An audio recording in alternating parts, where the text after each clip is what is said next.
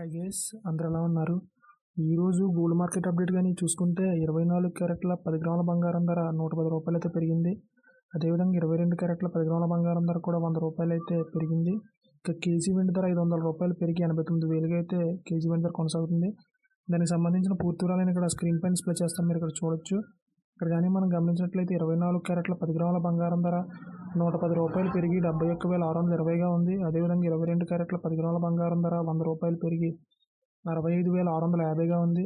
ఇక కేజీ వెండి ధర 500 రూపాయలు పెరిగి 89,000గా అయితే నమోదవుతుంది. రెండు తెలుగు రాష్ట్రాల్లోని ప్రధాన నగరాల్లో దాదాపుగా ఇవే ధరలు అయితే నమోదవుతున్నాయి. ఈ ధరలపై మీ అభిప్రాయాన్ని కామెంట్ రూపంలో తెలియజేయండి.